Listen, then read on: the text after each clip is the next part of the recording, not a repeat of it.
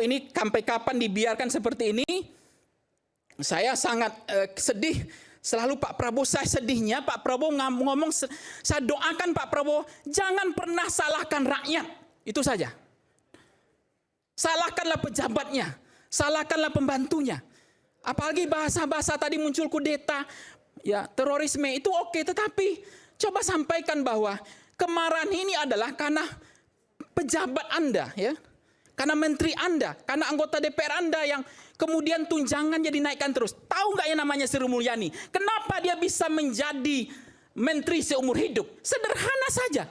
Dia bisa melakukan finishing tax, melayani semua pejabat, dinaikkan semua tunjangan, dinaikkan gaji semua pejabat, sehingga pejabat tidak sense of politik, nggak menyatu dengan rakyat. Itu yang terjadi hari ini. Betul nggak? Dia tidak menyatu.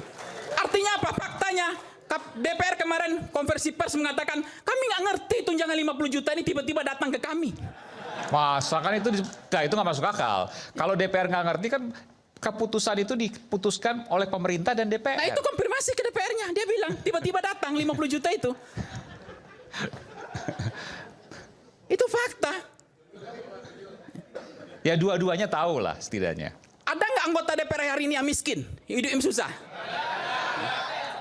Ada nggak polisi hari ini yang miskin masuk yang jenderal-jenderal ini? Nggak ada. Bentar, ukuran miskin apa? Saya pernah jadi DPR 2 kali. Ya maksudnya. Ukuran miskin apa misalnya ukuran miskin?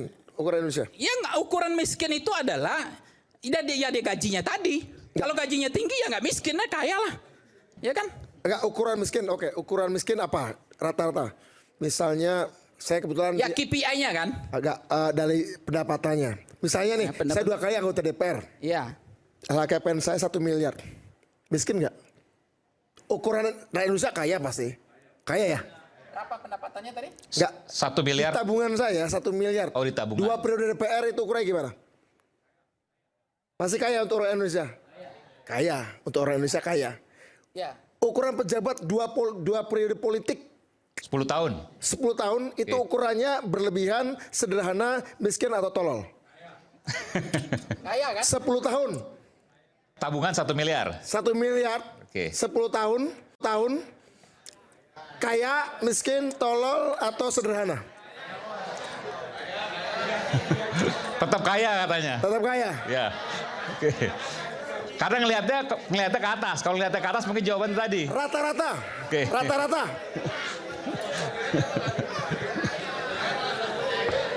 Bang. Enggak, rata-rata dengan pengamat politik, Anda penonton. profesor misalnya. Penonton mau coba ngomong. Iya, nanti. Oke, monggo. Enggak, saya mengatakan itu gini, betul ada kesenjangan. Tapi yang berani nggak kita bikin aturan undang-undang membatasi tingkat kesenjangan gaji terkecil dan tertinggi di Indonesia, kita tetapkan. Berani nggak kita buat undang-undang seperti itu? Untuk pejabat maksudnya? Ya seluruh, dari rakyat yang paling miskin sampai bangsa warga negara Indonesia yang paling kaya, katakan kita tetapkan. Lipat gandanya, mungkin paling banter 6 kali lah. Nggak boleh, dari yang paling miskin sampai yang paling kaya. 10 kali lah maksimal misalnya. Oke lah, 10 kali lah. Jangan sampai ada ribuan kali ya. Berani nggak? Katakanlah UMR 5 juta misalnya UMR Jakarta. Sampai gaji DPR, sampai gaji presiden. Maka gaji tertinggi yang boleh ada. Berani nggak kita tetapkan 50 juta begitu kan? Ya, berani 5 nggak? juta dengan 50 juta. Karena kalau nggak, akan liar nanti ukuran kaya dan miskinnya. Saya sepakat, yang berlebihan selama ini, saya sepakat berlebihan. Bang, baiklah kita pakai ukuran objektif. Perhatikan kita tadi. pakai ukuran objektif ya. Enggak. Saya suka Bang Misu gini, statement tadi, saya ngomong gini. Kita ngurus negara nih. Saya ngomong gini loh, solusi harus kelembagaannya, solusi harus regulasi ya. Solusi harus regulasi ya. Berani nggak kita berbicara seperti itu? Kita bicara, ayo kalau gitu silakan ajukan itu sebagai tuntutan soal undang-undang penggajian nasional. Kalau memang berani, nggak masalah, bagus. Saya setuju. Saya lahir dari pemikiran politik yang setuju gagasan itu. Saya setuju. Agar tidak ada kesenjangan antara bangsa Indonesia. Ya itu yang disebut dengan keadilan ekonomi. Betul, artinya keadilan politik.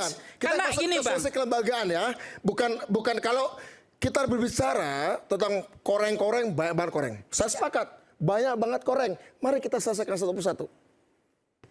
Kita tetapkan undang-undang sistem penggajian nasional.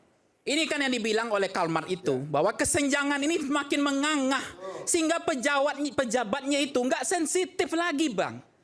Gaji tantimnya saja Bank Mandiri itu sampai 8 miliar per bulan. Ya kan? Itu diberhentikan Pak Prabowo hari ini. Tantiem setahun dong. Ya, tapi dihitung gajinya, saya dengar pupuk Indonesia Ya, saja gajinya per bulan itu 2 miliar loh, Bang. 2 miliar gaji pupuk Indonesia itu. Per bulan, Anda bisa bayangkan. Dengan gaji saya sebagai dosen, Anda tahu yang perlu tahu, saya menangis sebenarnya. Ya kan? Menangis saya. Bahkan kita untuk Serdos disuruh tes ini, administrasi ini, nggak lolos. Nggak komplain itu saya sepakat. Itu nggak adil, Bang. Nggak Komplain fair. sepakat. Nggak Kita fair. mau solusi kan? Kita cari solusi ya. Ya. Kita cari solusi ya. Solusi kelembagaan, solusi sistem. Solusi sistem dan kelembagaan nih. Kalau kita mengatur 280 juta orang, pasti akan ada banyak keluhan yang mengulang lebih baik lagi ya. Tapi artinya mari kita cari solusi kelembagaannya. Syaratnya satu konsolidasi nasional harus diperkuat. Karena pasti akan ada resistensi luar biasa. Konsolidasi politik pro-demokratis bersama pemerintah yang misalnya setuju dengan gagasan itu harus diperkuat. Karena resistensi akan luar biasa. Ada konsekuensi sosial dari setiap langkah-langkah politik. Yang melawan, ya oligark tentu saja. Kedua, kita hadapi yang lain. Digitalisasi, robotisasi, melahirkan banyak PHK. Pabrik makin nggak butuh orang. Berani nggak kita mengatakan aturan, setiap buruh yang dipecat oleh pabrik yang melakukan digitalisasi, robotisasi, dan mekanisasi, nggak cukup dikasih pesangon. Tapi kasih saham dari perusahaan yang memecatnya. Sehingga dia secara fisik tidak bekerja di perusahaan itu, tetapi dia punya share seberapa kecil pun share itu pada perusahaan yang sudah melakukan robotisasi. Satu itu lagi. akan kita harus solusi yang konstruktif. Bang, saya nggak ngerti terlalu tinggi seperti ini bahasanya, Bang. Bukan terlalu tinggi. Saya langsung begini aja, Bang. Contoh Anda pengamat politik ya, Anda pengamat politik. Iya, tapi rakyat hari ini itu nggak bisa paham dengan kondisi seperti ini lagi, Bang. Sudah to the point. Tugas intelektual organik. Contoh, Bang, saya mau ngomong. Intelektual organik, kata Gramsci, Bang, adalah menjadi juru bicara intelektual atas dasar masyarakatnya. Gini, tugas intelektual organik adalah membangun dari keresahan kecil di dalam cara pandang yang makro, kemudian turunkan menjadi sebuah gerakan, turunkan menjadi sebuah transformasi. Kebetulan presiden kita suka dan sangat welcome dengan ide-ide seperti itu. Oke, Bang, sebentar, satu saja pertanyaan sedikit aja, Bang. Saya mau tenangkan dulu dikit aja nih. Ya, karena gini, forum ini jangan jadi forum. Kita udah tahu masalahnya. Satu persatu ada soal kesenjangan gaji, Bang. Ini soal elitisme, pamer. Ya, kita selesaikan solusinya. Kelembagaan kan? Oke, sebentar aja, Bang. Presiden Prabowo kita ini, Bang, sedang gagah-gagahnya di Parade Bestel Prancis. Dignitinya, prioritas dihormati betul. Sekarang kegagahan itu kan hilang, Bang. Karena ketidakmampuan dia mengurus di dalam negerinya. Padahal pada saat yang sama dialah yang kemudian meluncurkan token listrik gratis untuk PLN. Dihalangi oleh pembantu-pembantu pejabat yang bangsat ini, ya kan? Jangan menggunakan kata itu. Jangan menggunakan kata itu. Token listrik gratis setuju nggak? Ya kan? Setuju, berdampak nggak? Berdampak, Bang. Itu dihentikan. Kalian itu rakyat loh yang menikmati listrik gratis. Kapan lagi kita menikmati listrik gratis gitu loh? Betul nggak? Itu fakta, nggak perlu rapat banyak itu, Bang. Nah, contoh, kita hidup, mati di situ, lahir di situ, dan berkeluarga, kita bersama keluarga, itu dipajakin oleh negara, Bang. Rumah kita hidup, Bang. Dipajakin negara, diperas, habis itu dimaki kita. Masa tempat kita tinggal dipajakin juga. Ini ada pasal 33, bumi, air, kekayaan alam dikuasai, dimiliki oleh negara. Kenapa enggak itu yang diambil? Ya kan? Kenapa harus pajak rumah kita hidup dibayar juga? Ya kan? Itu kan dikuasai, dimiliki oleh negara.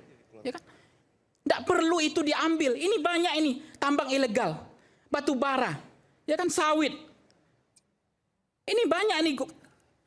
Kalau gaji dosen dinaikkan tidak masalah.